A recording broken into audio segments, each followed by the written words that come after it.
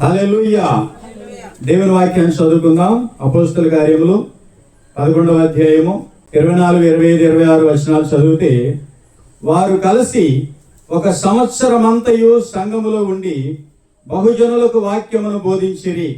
మొట్టమొదట అంతియొకయలో శిష్యులు క్రైస్తవులు అనబడిరి.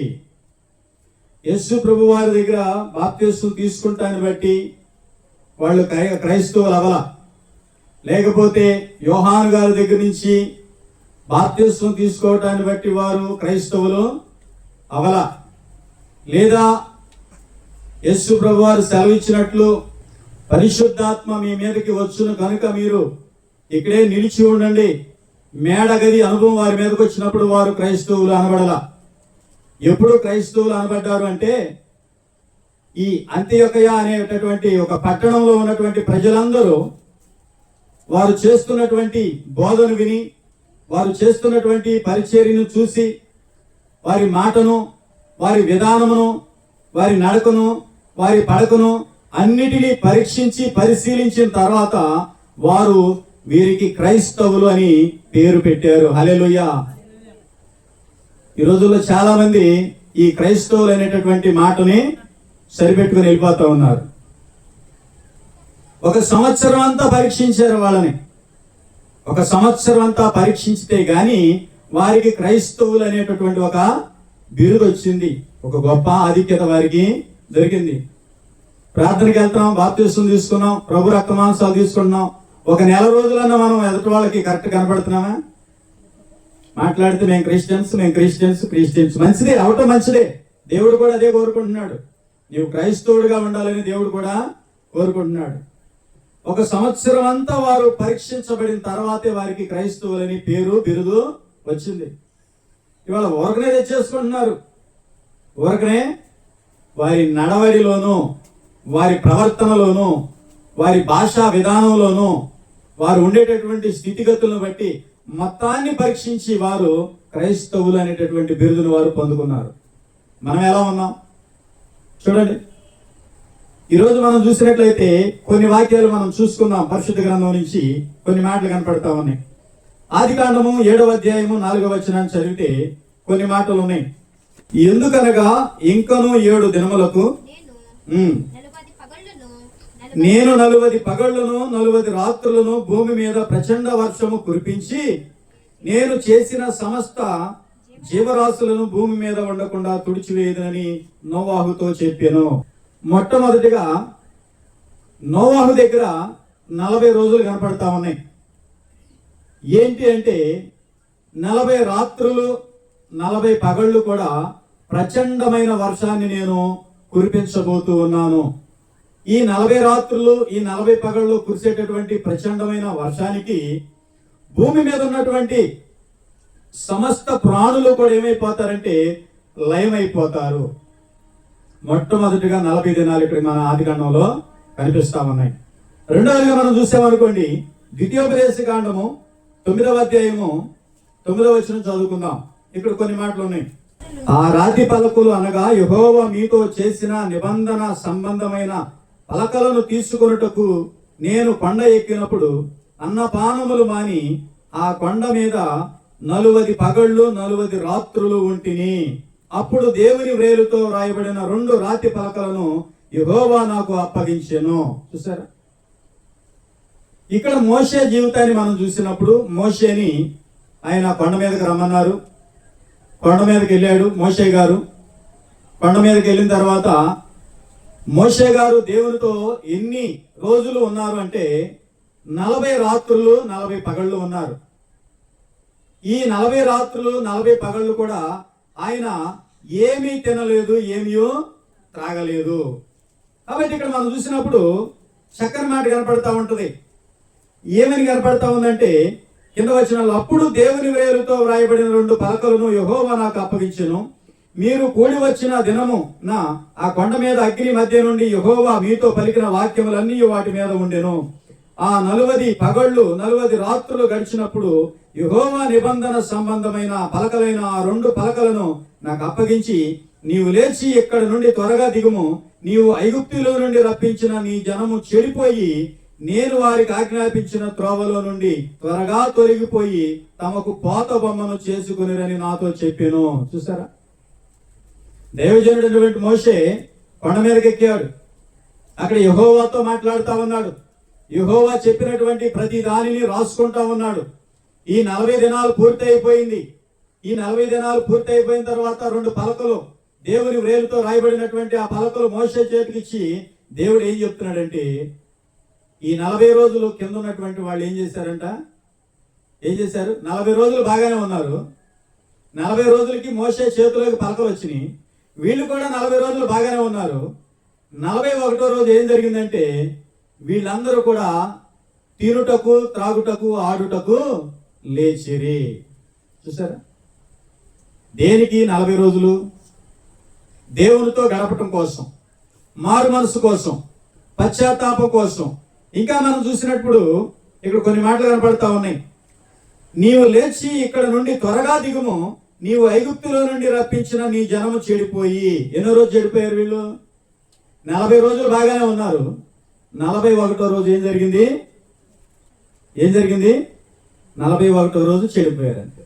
కింద 40 రోజులు బాగానే ఉన్నారు. 41వ రోజు పూర్తిగా వీళ్ళు చెడిపోయినట్టు మనకు కనపడతా ఉంది. ఇంకా మనం చూసినట్లయితే ఇక్కడ కొన్ని మాటలు చూడండి. 18వ వచనం, మీరు యెహోవా దృష్టికి ఆ చెడు నడత నడిచి చేసిన మీ సమస్త పాపముల వలన ఆయనకు కోపము పుట్టింపగా చూసి మునుపటి వలె అన్నపానములు మాని 40 పగళ్ళు 40 రాత్రులు నేను యెహోవా సన్నిధిని సాగిలపడి తిని. ఏంటంట? ఆయన కొండ దిగి వచ్చాడు, ఆ పలకలను పగలగొట్టేశాడు. మరలా వీళ్ళ కోసం మరలా వాటి కోసం ఆజ్ఞలు తీసుకురావడం కోసం మోషే గారు మరలా 40 దినాలు ఎక్కడికి వెళ్ళాడంట? మరలా దేవునితో గడపడం కోసము వెళ్ళాడు. కాబట్టి మనం ఈ కొన్ని మాటలు చదివినప్పుడు చాలా జాగ్రత్తగా ఈ మాటలు రాయబడి, ఈ 40 దినాలు కూడా మోషే గారు ఏమీ తినలేదు, ఏమీయో త్రాగలేదు. మరి ఇప్పుడు చాలా మంది 40 దినాలు చేసేవాళ్ళు ఉన్నారు. ఎలా ఉంటారు వీళ్ళు? ఎలా ఉంటారు? పుట్టిదే. ఇప్పుడు చేసే భక్తి అంతా కూడాను సరైన భక్తి లేదు. చేసుకుంటే మంచిదే, ఉంటే మంచిదే, దేవునితో సహవాసం చేయటం మంచిదే. సరైనటువంటి భక్తి సాతాను చేయనివట్ల. కాబట్టి ప్రియులారా, 40 దినాలు కష్టపడితే గాని మోషే దేవుని యొద్ద నుంచి వీళ్ళకి ఇశ్రాయేలీయులకు ఆజ్ఞలు తీసుకువచ్చాడు. 40 దినాలు ప్రచండ వర్షానికి ఆ నోవాహు కట్టినటువంటి ఓడ కట్టుకుంటే గాని ఆ 40 దినాల తర్వాత వాళ్ళు బయటికి వచ్చారు. ఇంకా మనం చూసినప్పుడు చూడండి, ఆ మొదటి రాజుల గ్రంథము 19వ అధ్యాయము 1 నుంచి 9 వచనాలు చదివితే కొన్ని మాటలు కనపడతా ఉన్నాయి. యెజెబెలు ఒక దూత చేత ఏలియాకు ఈ వర్తమానం పంపిను, రేపు ఈ వేళకు నేను నీ ప్రాణమును వారిలో ఒకని ప్రాణం వలె చేయని యెడల దేవుడు నాకు గొప్ప అపాయం కలుగు చేయునుగాక. కాబట్టి అతడు ఈ సమాచారం తెలుసుకుని లేచి తన ప్రాణమును కాపాడుకొనుటకై పోయి యోధా సంబంధమైన బెయేర్షెబాకు చేరి అచ్చట ఉండుమని తన దాసునితో చెప్పి తాను ఒక దిన ప్రయాణమంతా అరణ్యములోనికి పోయి ఒక బదిరి వృక్షం కింద కూర్చుండి మరణాపేక్ష గలవాడై, యెహోవా నా పితరుల కంటే నేను ఎక్కువ వాడను కాను, ఇంత మట్టుకు చాలును, నా ప్రాణము తీసుకొనుమని ప్రార్థన చేశాను. అంతకుముందే ఏలియా గొప్ప దేవుని మహిమను చూపించాడు ఇశ్రాయేలీయులకి. పడద్రోయబడినటువంటి బలిపీఠాన్ని కట్టాడు, దాని మీద బలి అర్పించాడు. యెహోవా అగ్ని ఆకాశం నుంచి బలిపీఠం మీదకు వచ్చింది. దానిలో పోసినటువంటి ఆ కందకంలో ఉన్నటువంటి నీళ్లని, దానిలో పోసినటువంటి గింజలను, బలిపీఠం మీద ఉన్నటువంటి ఎద్దుని మాంసమును పూర్తిగా భస్మం చేసి ఆ దేవుడు అయినటువంటి యెహోవా ప్రత్యక్షమైనట్టు మనకు కనపడతా ఉంది. ఇక్కడ మనం చూస్తే ప్రియులారా, అక్కడ ఉన్నటువంటి బయలు ప్రవక్తలు ఉన్నారు, అషారాదేవి ప్రవక్తలు ఉన్నారు. ఇక్కడ బయలు ప్రవక్తలను తీసుకొని ఆయన ఆ పర్వతం మీద వధించినట్టు మనకు కనపడతా ఉంటది. ఈ సంగతి జరిగిన తర్వాత యెజెబెలు ఏమందంటే, రేపు ఈ సమయానికి నీ ప్రాణాన్ని నేను తీయకపోతే యెహోవా నామమున అని ఒట్టు పెట్టుకుని ఒక వర్తమానం పంపించిందంట. ఇంత గొప్ప కార్యం చేసినటువంటి ఏలియా గారు పారిపోయి అరణ్యంలోకి వెళ్ళిపోయి ఒక దిన ప్రయాణం అంతా అడవిలోకి వెళ్ళిపోయి ఒక బది వృక్షం ఉందా అంటే రేగి చెట్టు కింద కూర్చొని ఆయన ప్రార్థన చేస్తా ఉన్నాడు. ఎందుకు ప్రార్థన చేస్తా ఉన్నాడంటే మరణాపేక్ష గలవాడై నేను చావాలి అని ఉంటే ప్రభువా తీసేసుకో. నేనైతే యెజబెలు చేతిలో చావను, దాని చేతిలో చావటం నాకు ఇష్టమో లేదు. నా పితరుల కంటే నేను గొప్పవాడను కాదు, నా ఉన్నటువంటి మరి అనేక మంది దైవజనుల కంటే నేను గొప్పవాడిని కాదు. ఇంతవరకు చాలు ప్రభువా, మరి నన్ను తీసేసుకో, నా ప్రాణాన్ని తీసేసుకో అని చెప్పేసి దేవుని ప్రార్థన చేస్తా ఉన్నాడు. అలా ప్రార్థన చేసి చేసి అలసిపోయి ఆయన నిద్రపోయాడు. అతడు బదిరీ వృక్షం కింద పరుండి నిద్రించగా ఒక దేవదూత వచ్చి అతని ముట్టి నీవు లేచి భోజనం చేయమని చెప్పాను. అతడు చూచినంతలో అతని తల దగ్గర నిప్పుల మీద కాల్చబడిన అప్పమును నీళ్ల బుడ్డియు కనబడిను. గనుక అతడు భోజనం చేసి తిరిగి పడుకుండెను. మరలా భోజనం చేసి పడుకున్నాడు ఆయన. మరలా ఇంకో మాట వినపడతా ఉంది. అయితే యెహోవా దూత రెండవ మారు వచ్చి అతని ముట్టి నీ శక్తికి మించిన ప్రయాణం నీకు సిద్ధమై ఉన్నది, నీవు లేచి భోజనం చేయమని చెప్పినప్పుడు అతడు లేచి భోజనం చేసి ఆ భోజన బలము చేత 40 రాత్రింబగళ్ళు ప్రయాణం చేసి దేవుని పర్వతం అని పేరు పెట్టబడిన హోరేబు కొండకు వచ్చెను. ఎన్ని రోజులు? 40 రాత్రులు 40 పగళ్ళు అరణ్యములో ప్రయాణం చేశాడంటే ఎవరు? ఏలియా గారు. ఆగకుండా ప్రయాణం చేశాడు. 40 రాత్రులు 40 పగళ్ళు ఆగకుండా ప్రయాణం చేశాడు. ఇక్కడ మనం చూసినప్పుడు ఆదికాండంలో నోవాహు వాడ దగ్గర 40 దినాల ప్రచండ వర్షం కనపడతా ఉంది. అలాగే మోషే కొండ మీదకి వెళ్ళినప్పుడు, దేవుని పర్వతం మీదకి వెళ్ళినప్పుడు, దేవునితో నివసించినప్పుడు 40 రోజులు కనపడతా ఉన్నాయి. ఇంకా మనం చూసినప్పుడు ఏలియా కూడా ఆయన ప్రయాణమై 40 రోజులు 40 పగళ్ళు 40 రాత్రులు కూడా ఆయన ప్రయాణమైనట్లు మనకు కనపడతా ఉంది. వీళ్ళెవరు కూడా ఏమీ తిరిగినట్టు కనపడతలా, వీళ్ళెవరు కూడా ఏమీ తిన్నట్టు కనపడతలా. ఇంకా మనం చూసినప్పుడు కొన్ని మాటలు కనపడతా ఉన్నాయి. చూడండి, ఆ సంఖ్యాకాండం 13వ అధ్యాయం 25వ వచనం చూస్తే ఇక్కడ కానాను దేశాన్ని వేగి చూడటానికి ఇశ్రాయేలు 12 గోత్రాల 12 మంది పెద్దలను పంపించినప్పుడు వాళ్ళు కూడా కానాను దేశాన్ని వేగి చూడటానికి ఎన్ని రోజులు పట్టిందంటే 40 రోజులు పట్టినాయి. ఎన్ని రోజులు పట్టినాయి? వాళ్ళ ప్రయాణం అంతా ఏంటి? 40 రోజులు కూడా వేగి చూసి తిరిగి రావటమే వాళ్ళ ప్రయాణం. ఇంకా మనం చూసినప్పుడు మార్కు సువార్త 1వ అధ్యాయము 13వ వచనాన్ని చదువుకుందాం. ఆయన సాతాను చేత శోధింపబడుచు అరణ్యములో 40 దినములు అడవి మృగములతో కూడా ఉండెను, మరియు దేవదూతలు ఆయనకు పరిచర్య చేయించుండిరి. ఎలా ఉన్నాడంటే యేసు ప్రభు వారు సాతాను చేత శోధించబడుతూ 40 దినములు ఎలా ఉన్నాడంట? అరణ్యములో ఉండెను. హల్లెలూయా. ఇప్పుడు అరణ్యములో ఉండటానికి గల కారణం ఏంటి? 40 దినాలు దేవునితో గడపడానికి గల కారణం ఏంటి? 40 దినాలు మరి సాతాను శోధనకు మరి ఆయన నిలవటానికి గల కారణం ఏంటంటే, చూడండి, ఆయన బాప్తిస్మం తీసుకున్నటువంటి వెంటనే పరిశుద్ధాత్మ ఆయనను అరణ్యములోనికి త్రోసుకొని పోయెను. మరి 40 దినాలు చేసే వాళ్ళందరినీ దేవుని ఆత్మ తీసుకెళ్లి కూర్చోబెడుతుందా? దేవుని ఆత్మ తీసుకెళ్లి కూర్చోబెడితే మంచిదే. మన ఇష్టానుసారంగా మనం వెళ్ళి దేవుని మెప్పించలేము. మన ఇష్టానుసారంగా మనం వెళ్ళి దేవుని యొక్క ప్రణాళికని నెరవేర్చలేము. దేవుడు మనతో చేపిస్తేనే మనం ఏదైనా చేయగలుగుతాం. ఒకరోజు ఉపవాసం ఉండటానికి ఆయిలో పేణం సోయిలోకి వస్తుంది చాలా మందికి. 2 రోజులు అంటేనే ఇంకా మనం చూసామనుకోండి, యోనా గారు వచ్చాడు నినివే పట్టణానికి. నినివే పట్టణానికి వచ్చి ఆయన ఏం చేశాడంటే సువార్త ప్రకటించాడు. ఏమన్నాడంటే అక్కడ కూడా ఒక టైం ఇచ్చాడు దేవుడు. 40 రోజులకు ఈ పట్టణము దేవుని ఉగ్రతకు గురి కాబోతుంది. ఒకరోజు ప్రయాణం చేసి ప్రకటించాడు. యోనా కూడా ప్రకటించాడు. 3 రోజులు అయిపోయింది. నినివే పట్టణస్థులు, నినివే రాజు కూడా ఏం చేశాడంటే వారు తమ చెడు క్రియలన్నింటిని విడిచిపెట్టినప్పుడు దేవుడు చేయాలనుకున్నటువంటి ఆ కీడు చేయకుండా ఆగిపోయాడు. దాదాపు 40 రోజులు అయిన తర్వాత దేవుడు ఇచ్చినటువంటి టైం అయిపోయిన తర్వాత ఈ పట్టణానికి దూరంగా వెళ్ళి యోనా కూర్చొని చూస్తా ఉన్నాడు. ఏం చూస్తా ఉన్నాడంటే ఈ పట్టణానికి ఏం జరుగుతుందని చూస్తా ఉన్నాడు. ఏమీ జరగలేదు.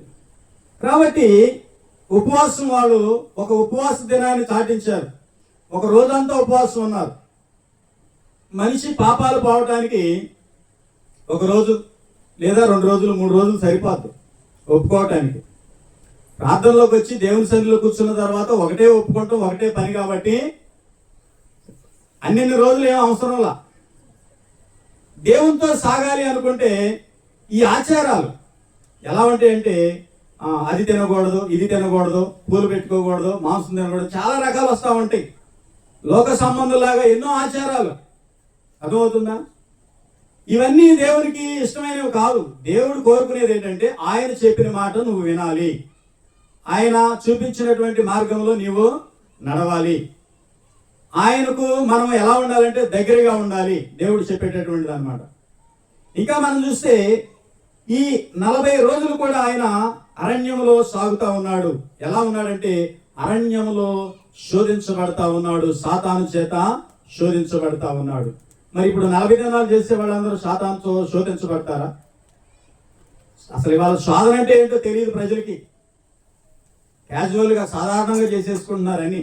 ఇంకా మనం చూసామనుకోండి కొన్ని మాటలు కనపడతా ఉన్నాయి. చూడండి, మత్తయి సువార్త 4వ అధ్యాయము. అప్పుడు యేసు అపవాది చేత శోధించబడుటకు ఆత్మ వలన అరణ్యమునకు కొనిపోబడెను. ఎందుకు ఆయన 40 రోజులు అరణ్యానికి వెళ్ళవలసి వచ్చిందంటే పరిశుద్ధ ఆత్మే తీసుకెళ్ళింది ఆయన్ని. ఎక్కడికి తీసుకెళ్ళింది? ఉపవాసం ఉండటానికి దేవుని ఆత్మే తీసుకెళ్ళింది. ఇప్పుడు ఏలియాని 40 రాత్రులు 40 పగళ్ళు నడిపించింది ఎవరి ఆత్మ? దేవుని ఆత్మే నడిపించింది. అలాగే ఇశ్రాయేలీలు 12 గోత్రకర్తలు కూడా 40 దినాలు ప్రయాణం చేసి వచ్చారంటే ఎవరు నడిపించారు వాళ్ళని? దేవుని ఆత్మే నడిపించింది. మరి నినివే పట్టణంలోకి వెళ్ళి 40 దినాలు సువార్త పట్టణ ప్రజలందరూ విని మారు మనసు పొందారంటే ఎవరు నడిపించారు? యోనాని దేవుడే నడిపించాడు. సరే, ఇప్పుడు 40 రాత్రులు 40 పగళ్ళు ప్రచండమైనటువంటి వర్షం కురిసి మరి ఆ కింద జలము పైన జలము, పైనుంచేమో నీళ్లు కింద నుంచేమో నీళ్లు, ఆ కురిచేటటువంటి ఆ వానకి లేదా ఆకాశపు తూములు విడబడిన ఉంటుంది. భయంకరమైనటువంటి నీరు భూమి మీదకి దిగినట్టు కనపడతా ఉంది. మరి ఓడ కూడా ఎంత గట్టిగా కడితే అది తట్టుకుంది. ఆ ఓడలో ఉండి వాళ్ళు ఎలా ఉండుంటారు? వాళ్ళు కూడా 40 దినాలు కూడా అతలాకుతలం అవుతానే ఉండుంటారు. 40 దినాల తర్వాత కానీ ఆ ఓడ నెమ్మలించుంటుంది. కాబట్టి ప్రియులారా, ఇక్కడ మనం చూస్తే ఇక్కడ కూడా కనపడుతుంది ఏమని? 40 దినములు 40 రాత్రులు ఉపవాసం ఉండిన పిమ్మట ఆయన ఆకలి కొనగా. ఎన్ని రోజులు? 40 రోజులు కూడా యేసుక్రీస్తు వారు ఉపవాసం ఉన్నారు. ఆయన ఏమీ తినలేదని కనపడతా ఉంటది. ఇంకో మాట చూడండి, లూకా సువార్త 4వ అధ్యాయము 1 నుంచి 14 వరకు చదివితే చూడండి. యేసు పరిశుద్ధాత్మ పూర్ణుడై యోర్దాను నుండి తిరిగి వచ్చి 40 దినములు ఆత్మచేత అరణ్యంలో నడిపింపబడి అపవాది చేత శోధింపబడుచుండెను. ఆ దినములలో ఆయన ఏమీయో తినలేదు. అవి తీరిన తరువాత ఆయన ఆకలి కొనగా. చూసారా, 40 రోజులు కూడా ఏమీ తినలేదని ఉంది. ఆచారంగా చేసుకుంటానికి వెళితే ఉపయోగం ఏమి ఉండదు. దేవుడు చెప్తున్నాడు, నమ్మండి, మారు మనసు పొందండి, బాప్తిస్మం పొందండి, మీ పాపాలను మీరు ఒప్పుకోండి అంటున్నాడు. అదైతే చెయ్యం. ఏది చెయ్యం? నీళ్ళలోకి వెళ్ళి బాప్తిస్మం మాత్రం మునిగి తీసుకోం అని చేస్తాం మేము. అసలు నువ్వు అది చేస్తేనే నువ్వు తర్వాత ఏదైనా చేయడానికి అవకాశం ఉంది. ముందు నీళ్ళలోకి దిగే ప్రసక్తి లేదు. నువ్వు నీళ్ళలోకి దిగి మునిగితేనే తర్వాత నీ దగ్గరికి ఏదైనా వచ్చుద్ది. ఇంకా మనం చూసినప్పుడు ఈ 40 దినాలు కూడా ఆయన ఏమీ తినలేదు, ఏమీ త్రాగలేదు. మరి వాళ్ళు 40 దినాలు చేసుకుంటున్నాం. 40 దినాలు చేసేవాళ్ళు ఉన్నారు. ఏం చక్కగా మళ్ళీ పొద్దునంతా సాయంత్రం దాకా ఖాళీగా ఉండి మళ్ళీ సాయంత్రం ఒక రౌండ్ వేయటం గట్టిగా. చూసారా, ఇవి ఉపవాస దినాల కింద లెక్క వస్తాయి. అసలు ఉపవాసం అంటే ఏంటి? కడుపు కట్టుకొని ఏదో ప్రాణాన్ని నిలబెట్టుకోవడం కోసం ఒక గుట్టకు నీళ్లు తాగుతా చేసుకునేది ఉపవాసం. అర్థమవుతుందా? ఇవన్నీ ఆచారాలు. ఈ ఆచారాల వల్ల మనిషికి ఏమీ లాభం ఉండదు. అర్థమవుతుందా? ఈ ఆచారాల వల్ల మనిషికి లాభం ఏమి ఉండదు, ఆత్మ కూడా ఏమి లాభము ఉండదు. దేవుడు కోరుకునేది ఒకటే. ఇక్కడ మనం చూస్తే వారు బాప్తిస్మము తీసుకునే దగ్గరకు వచ్చేటప్పుడు ఏం రాయబడిందంటే, వారందరూ కూడా తమ పాపములను ఒప్పుకొనుచు బాప్తిస్మము పొందుచుండిరి. హల్లెలూయా. అర్థమవుతుందా? ఇంకా మనం చూసినప్పుడు ఇక్కడ చూడండి ఏమని కనపడుతుంది. అపోస్తలుల కార్యం 1వ అధ్యాయంలోకి వస్తే కొన్ని మాటలు కనపడతా ఉన్నాయి. ఆయన శ్రమ పడిన తరువాత 40 దినముల వరకు వారికి అగపడుచు దేవుని రాజ్య విషయములను గూర్చి బోధించుచు అనేక ప్రమాణములను చూపి వారికి తన్ను తాను సజీవనుగా కనపరుచుకొనెను. యేసు ప్రభు వారు చనిపోయిన తర్వాత తిరిగి లేచారు. తిరిగి లేచిన తర్వాత 40 రోజుల వరకు ఆయన కనపడతా ఉన్నాడంట. ఎలా ఉన్నారు ఆయన? తిరిగి లేచిన తర్వాత 40 రోజుల వరకు కూడా ఆయన కనపడతా ఉన్నాడు అన్నమాట. ఎందుకని 40 రోజులు? అది దేవునికే తెలవాలి. అది దేవునికే తెలవాలి. ఆది కాండంలో 40 రోజులు దేవునికే తెలవాలి. ఏలియా నడిచినటువంటి 40 రోజులు దేవునికే తెలవాలి. ఇంకా మనం చూస్తే ఇశ్రాయేలీలు ఆ కానాను దేశాన్ని వేగు చూసినప్పుడు వెళ్ళినటువంటి 40 రోజులు కూడా దేవునికే తెలవాలి. యేసు ప్రభు వారు అరణ్యంలో శోధించబడినప్పుడు ఏంటో దేవునికే తెలవాలి. మోషే మరలా రెండోసారి కొండ మీదకి వెళ్ళినప్పుడు 40 దినాల గురించి కూడా దేవునికే తెలవాలి. మీరు 40 దినాలు ఉన్నప్పుడు ఎవరు కూడా ఏమీ తిన్నట్టు తాగినట్టు కనపడతాం. మరి మనకి 40 దినాలు చేయాలనిపిస్తుంది. ఉన్నావా? ఉంటారు అసలు? ఎందుకు? మనల్ని మనం మోసం చేసుకునే భక్తి మనకు అవసరం లేదు. దేవుణ్ణి మోసం చేసే భక్తి కూడా మనకి అవసరం లేదు. ఆయన చెప్తున్నాడు, నమ్మి బాప్తిస్మం పొందిన వాడు రక్షించబడును, నమ్మని వారికి శిక్ష విధించబడును. ఈ 40 రోజులు ఏదో అది ముట్టుకోకూడదు, ఇది ముట్టుకోకూడదు, ఒకళ్ళుంటే ఒకళ్ళు ఉండరు, ఒకళ్ళుంటే ఒకళ్ళు ఉండరు, సమాధానం ఉండదు, నెమ్మది ఉండదు, శాంతి ఉండదు, ఒకరి మీద ఒకరికి ద్వేషము, అసూయ, ఇరువురు మనసులు ఒకలాగా ఉండవు. చూడండి, ఇవన్నీ సాగవు, ఇవన్నీ దేవుల్లో సాగవు. ఓ స్త్రీ, నీ భార్యను నీ భర్తను నీవు రక్షించదవో లేదో నీకేం తెలియను. ఓ పురుషుడా, నీ భార్యను రక్షించదవో లేదో నీకేమీ తెలియను. నిన్ను ఏ స్థితిలో దేవుడు పిలిచాడో ఆ స్థితిలోనే దేవునితో సాగని దేవుని వాక్యం సెలవిస్తా ఉంది. ఇంకా మనం చూస్తే దేవుని ప్రజలే కాదు, యేసు ప్రభు వారే కాదు, యోనానే కాదు, ఇశ్రాయేలీయుల పెద్దలే కాదు, ఏలియా గారే కాదు, నోవాహు గారే కాదు, 40 దినాలు ఆచరించినటువంటి వాళ్ళు వేరే వాళ్ళు ఉన్నారు. చూడండి, మొదటి సమూయేలు గ్రంథము 17వ అధ్యాయము 16వ వచనం చదువుకుందాం. ఫిలిష్తీయుడు కూడా 40 దినాలు పాటిస్తా ఉన్నాడు. ఎవరు అంటే ఏంటి? దేవుని ప్రజల్లో వ్యక్తి కాదు ఇతను, అన్ని దేవతలను ఆచరించే వ్యక్తి ఇతను. ఇతను కూడా ఏం చేస్తా ఉన్నాడు? ఈ ఫిలిష్తీయుడు ఇతను కూడా 40 దినాలు పాటిస్తా ఉన్నాడు. ఎవరు? ఈ 40 దినాలు పాటించేది వీళ్ళే అనుకుంటున్నారు. ఈ 40 దినాలు ఎవరికి ఉన్నాయి? వాళ్ళకు కూడా ఉన్నాయి. ఈ 40 దినాల అంతమున ఏం జరిగింది? ఈ 40 దినాల అంతమున ఏం జరిగింది? ఫిలిష్తీయుడు భక్తిహీనుడు, దేవుడు అంటే ఇష్టం లేదు, దేవుడు పనికిరాడు, సజీవుడైనటువంటి దేవుడి మాట వినేటటువంటి మనుషులు కాదు. కానీ ఏం జరిగింది ఇక్కడ మనం చూస్తే చూడండి, 48వ వచనం. ఫిలిష్తీయుడు కర్ర తీసుకొని నా మీదకు వచ్చుచున్నావే, నేను కుక్కనా అని దావీదుతో చెప్పి తన దేవతల పేరట దావీదును శపించెను. చివరికి ఏం జరిగింది? 40 దినాలు ఉన్నటువంటి ఉపవాసం ఉండి, లేకపోతే 40 దినాలు తను తాను దేవుని సైన్యం మీద కనపరుచుకున్నటువంటి ఫిలిష్తీయుడు ఏమైపోయాడంటే కూలిపోయాడు. ఏమైపోయాడు చూడండి. యేసు ప్రభు వారేమో 40 దినాలు అరణ్యంలో శోధించబడతా ఉన్నారు. కొంతమంది 40 దినాలు చేసిన తర్వాత వీళ్ళు శోధనకు దొరుకుతా ఉన్నారు. ఎలా దొరుకుతున్నారు? 40 దినాలు వాడు దుష్టుడు వీళ్ళని ఏం చేయట్లా, 41వ రోజు పట్టుకుంటున్నాడు. వాళ్ళని ఏం చేస్తున్నాడు? మామూలుగా శోధించడం కాదు. ఇక నువ్వు ఈ 40 రోజులు ఏమేమి ఆపేసావో, ఏ వద్దనుకున్నావో వాటిని ఎక్కువగా కొంతమంది ఆ 41వ రోజు ఏం జరుగుతుందో తెలుసా? భయంకరమైనటువంటి మనం వాళ్ళు వర్ణించడం అనవసరం, భయంకరంగా మారిపోతా ఉన్నారు. ఏది? ఈ 40 రోజులు దాటంగానే. ఇశ్రాయేలీయులు కూడా 40 రోజులు దాటంగానే ఏం చేశారు? వాళ్ళు బంగారపు దూడను పోత పోసుకొని దాన్ని విగ్రహంగా తయారు చేసుకుని 41వ రోజు ఏం మొదలు పెట్టారంటే యెహోవాకు పండుగ మొదలు పెట్టారు. జనులందరూ విచ్చలవిడిగా తిరగటానికి, త్రాగటానికి, డాన్సులు వేయటానికి, వ్యభిచారం చేయటానికి, వాళ్ళ ఇష్టానుసారంగా బ్రతకటానికి మొదలు పెట్టారు. ఈ ఫిలిష్తీయులు కూడా 40 దినాలు ఉదయం సాయంత్రం వచ్చాడు దేవుని సైన్యాన్ని తిరస్కరించుకుంటూ. కానీ 41వ దినాన్ని ఏం జరిగింది? కూలిపోయాడు.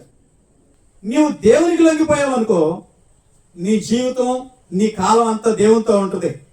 నువ్వు క్షమించబడతావు, కనికరించబడతావు, నువ్వు బాగు చేయబడతావు, నువ్వు స్వస్థపరచబడతావు, దేవుని మాటలు విని దేవుడు చెప్పినట్లు నువ్వు చేసావనుకో, రక్షణ పొందావనుకో, బాప్తిస్మం పొందావనుకో, దేవుని మార్గంలో సాగి సాతాను కార్యాలను విడిచిపెట్టావనుకో, సదాకాలం దేవునితో ఉంటావు. ఈ 40 దినాల్లో వారు ఏమి తిన్నట్లు గాని తాగినట్లు గాని మనకి కనిపించదు. ఈ 40 దినాలను జాగ్రత్తగా చేసుకొని తర్వాత 41వ దినాన ఇశ్రాయేలీయులు పాడైపోమని దేవుడు చెప్తున్నాడా? 40 దినాలు ఉదయం సాయంత్రం వచ్చి 41వ దినాన గొలియాతు కూలిపోమని దేవుడు చెప్తున్నాడా? అసలు దేవుడు చెప్పేటటువంటి బాధ అది కాదు. నీవు నమ్మితే ఈ రాత్రే నీకు దేవుడు రక్షణ భాగ్యం ఇస్తాడు. హల్లెలూయా. నేడే రక్షణ దినము. హల్లెలూయా. ఆయన మాట విని ఆయన వాక్యాన్ని హృదయంలో తీసుకొని నీవు దేవునికి లొంగావనుకో, నువ్వు మారు మనసు పొందావనుకో, నీటిలోనే నువ్వు ఉన్న చోటే నీ హృదయంలో ఉన్న ప్రతి పాపాన్ని నువ్వు ఒప్పుకున్నావు అనుకో, అవి మర్చిపోవటానికి కుదరదండి. ఏం మర్చిపోతాం మనం? ఏదన్నా వస్తువు మర్చిపోతాం, అవసరమైతే డబ్బులైనా మర్చిపోతాం, ఫోన్ అన్నా మర్చిపోయేటని వెళ్తాం. మనం చేసినటువంటి పాపాలు మనం మర్చిపోవటానికి కుదరదు. ఎందుకంటే ఎక్కడుంటాయి? వస్తువులు అయితే మనకు దూరంగా ఉంటాయి, వాహనాలు అయితే మనకు దూరంగా ఉంటాయి, ఇళ్ళు ఇళ్ళ స్థలాలు పొలాలు అయితే మనకు దూరంగా ఉంటాయి. మనం చేసిన పాపాలు ఎక్కడ ఉంటాయి అంటే మనలోనే ఉంటాయి. ఎక్కడుంటాయి? వాటిని మర్చిపోవడానికి కుదరదు. నీ పాపాలను నువ్వు ఒప్పుకున్నట్లయితే, నీ పాపాలను నువ్వు విడిచిపెట్టినట్లయితే, కన్నీరు కార్చి దేవుని ఎదుట సాగిలపడి నన్ను క్షమించి యేసయ్యా, నన్ను క్షమించిన ప్రభు అని నీవు ఆయన్ని ఒప్పించుకున్నట్లయితే నీతో దేవుడు మాట్లాడతాడు. ఆయన స్వరంతో మాట్లాడతాడు, ఆయన దర్శనం ఇచ్చి మాట్లాడతాడు, ఆయన వాక్యంతో మాట్లాడతాడు. దేవుడు నీతో క్లియర్గా 3 విధాలుగా మాట్లాడతాడు. స్వరంతో మాట్లాడతాడు, లేదా దర్శనంలోకి వచ్చేసి మాట్లాడతాడు, లేదా కళలోకి వచ్చి మాట్లాడతాడు, లేదా వాక్యంలో నుంచి నీతో దేవుడు మాట్లాడతాడు. నీ పాపాలు క్షమించబడి అనటానికి ఆయన రుజువు చూపిస్తాడు. ఏ రోజుకి అసలు నా పాపాలు క్షమించబడి అన్న రుజువే లేని భక్తి, ఆచార భక్తి. అందరూ చేస్తున్నారు, మనం చేస్తున్నాం, ఏం ఉపయోగం లేదు. ఏ రోజుకన్నా మార్పు వచ్చిందా నీలో? ఈ రోజుకన్నా పాపాన్ని విడిచిపెడదామని మనసు వచ్చిందా నీకు? చూసారా? ఇలాంటివి ఎన్ని చేసుకున్నా కానీ ఉపయోగం ఉండదండి. దేవుడి మాట వింటేనే మనకు మేలు, దేవుడి మాట వింటేనే మనకు ఆశీర్వాదం. యేసు ప్రభు వారు 3.5 సంవత్సరాలు సువార్త ప్రకటించారు. ఆయన 40 దినాలు చేశాడు కదా ఉపవాసం. ఎప్పుడన్నా శిష్యులతో ఎక్కడన్నా 40 దినాలు ఉపవాసం ఆయన చేపించాడా 3 సంవత్సరాలన్నరలో? ఎందుకు చేపిరా? చేపించవచ్చుగా. చాలా చోట్ల డ్యాన్సులు వేస్తా ఉన్నారు. ఏం వేస్తున్నారు? డ్యాన్సులు వేస్తా ఉన్నారు. ఎక్కడన్నా యేసు ప్రభు వారు 4 స్టెప్పులు నేర్పించాడా డ్యాన్స్ చేయమని? డ్యాన్సులు పరలోకి వెళ్ళిన తర్వాత ఎత్తుగానే డ్యాన్సులు ఇక్కడ ఎందుకు? డ్యాన్సులు వాళ్ళ సంఘాల్లో చాలా మంది ఇష్టానుసారంగా బోధలు, ఇష్టానుసారంగా మీటింగులు, ఇష్టానుసారంగా భక్తి. యేసు ప్రభు వారు ఎక్కడన్నా 4 స్టెప్పులు నేర్పించాడా వాళ్ళకి? 4 స్టెప్పులు. ఇశ్రాయేలీయులకి ధర్మశాస్త్రం ఇచ్చినప్పుడు 10 ఆజ్ఞలే. 10 ఆజ్ఞలుగా ఉన్నంత వరకు ఇశ్రాయేలీయులు బాగానే ఉన్నారు. ఎప్పుడైతే ఇది మంచిది, ఇది మంచిది, ఇది మంచిదని 600కి పైగా ఆజ్ఞలు పెరిగిపోయినాయో ఇశ్రాయేలీయులు అందరూ చెడిపోయారు. ఈ క్రైస్తవ భక్తి కూడా అంతే. ఇది మంచిది, ఇది మంచిది, ఇది మంచిది, ఇది మంచిది, ఇది బాగుంటుంది, ఇది బాగుంటుంది, ఇది దేవుడు బాగుంటుంది అని చేసుకుంటా పెంచుకుంటా వెళ్తా ఉన్నారు. ఏం జరుగుతుందంటే మనుషులందరూ భయం లేకుండా, భక్తి లేకుండా ఆచారాలు చేసేవారుగా మిగిలిపోతా ఉన్నారు. హల్లెలూయా. నీ ద్వారా ఏమి రావాలి? దేవునికి మహిమ రావాలి, ఘనత రావాలి, నీకు ఆరోగ్యం రావాలి, ఆశీర్వాదం రావాలి, నీ కుటుంబం దీవించబడాలి, నీ ఇంటి వారందరూ దీవించబడాలి. ఇది దేవుడు కోరుకునేది. ఆయన అన్నాడు, నీవు ప్రార్థన చేయనప్పుడు నీ గదిలోనికి వెళ్ళి ఉపవాసం ఉండు. 1 రోజు ఉంటే 1 రోజు ఉండు, 2 రోజులు ఉంటే 2 రోజులు ఉండు, నీ కోసం, నీ పిల్లల కోసం, నీ కుటుంబం కోసం. ఇంకా ఆయన ఏం చెప్తున్నాడంటే, యెరూషలేము కుమార్తెలారా నా కోసం ఏడవద్దు, నీ కోసం, నీ భర్త కోసం, నీ పిల్లల కోసం, నీ మనవాళ్ళ కోసం, నీ మనవరాళ్ళ కోసం ఏడు. అంటే ఇప్పుడు ఎవరి కోసం ఏడతాకి రెడీ అయ్యారు వీళ్ళు? అసలు ఆయన ప్రాణం పెట్టడానికి వచ్చాడు నీ కోసం. హల్లెలూయా. ఇంకా మళ్ళీ నువ్వెందుకు? ఆయనే ఏడవలేదు అసలు. యేసు ప్రభు వారు ఎక్కడన్నా ఏడ్చాడా? అంత భారమైన శిక్ష భరించుకుంటూ ఆయన దానినంట సంతోషముగా స్వీకరించాడంట. హల్లెలూయా. నువ్వు ఏడుతున్నావు. ఇంట్లో నీ భర్త కోసం ఏడవు, నువ్వు నీ బిడ్డల కోసం నువ్వు ఏడవు, నా బిడ్డలు తప్పిపోయారు, నా భర్త పాడైపోయాడు, నా భర్త జారిపోయాడు, నా భర్త నా మాట వింటలేదు, నా పిల్లలు నా మాట వింటలేదు యేసయ్యా అని నీ పిల్లల కోసం, నీ భర్త కోసం నువ్వు ఏడవు. ఎవరి కోసం ఏడుతావు? ఆయన లేచాడు, సజీవుడయ్యాడు, తండ్రి కుడిపార్చానే ఉన్నాడు, మరలా రాబోతున్నాడు. ఎవరి కోసం నువ్వు ఏడిసేది? దేవుడు చెప్పే భక్తి వేరు, మనం చేసేటటువంటి అతి భక్తి వేరు. కాబట్టి ప్రియులారా, ఈ 40 దినాలు కూడా యేసు ప్రభు వారు ఏమీ తినలేదు, తాగలేదు. 40 దినాలు కూడా మనం చూస్తే ఏలియా గారు కూడా ఏమీ తినలేదు, తాగలేదు. చూడండి, ఆచార సంబంధమైన భక్తి మనకొద్దు. దేవుణ్ణి ప్రేమించే భక్తి కావాలి. నీ ఆచారాలు, నీ హావభావాలు దేవుడు చూడ్డు. దేవుడు చూసేది నీ హృదయం, నీ అంతరంగాన్ని చూస్తాడు. నీ అంతరంగం నీతితో ఉందా లేదా? నీ హృదయం పరిశుద్ధంగా ఉందా లేదా? ఇప్పటికైనా ఈ రోజుకైనా నువ్వు పాపాన్ని విడిచిపెట్టావా లేదా అనేదాన్ని దేవుడు చూసుకుంటాడు. నువ్వు చేసేటటువంటి భక్తిని దేవుడు చూడడు, నువ్వు ఇచ్చేటటువంటి కానుకలను దేవుడు చూడడు. దేవునికి కావాల్సింది ఏంటంటే నీ హృదయం. నీ హృదయం ఎలా ఉండాలంటే అది కడగబడినటువంటి హృదయంగా ఉండాలంట. పాపాన్ని వదిలిపెట్టే భక్తే దేవుని దగ్గరికి తీసుకెళ్ళుద్ది. పాపాన్ని కలిసి ఆ పాపంతో ఉండే భక్తి దేవుని దగ్గరికి నిన్ను చేరనివ్వదు. పాపం ఎప్పటికైనా పాతాళానికి వెళ్ళిపోద్ది, పాతాళంలో నుంచి అగ్నిగుండంలోనికి వెళ్ళిపోద్ది. కాబట్టి ప్రియులారా, దేవుడు చెప్తున్నాడు ఏమన్నాడంటే, నా మాట విని నా యందు విశ్వాసం ఉంచిన వాడు రక్షించబడును. హల్లెలూయా. యేసయ్య మాట విందాం, రక్షించబడదాం, ఆయన మార్గంలో సాగిపోదాం. దేవుడి మాటలు మన హృదయాల్లో స్థిరపరచును గాక. ఆమేన్.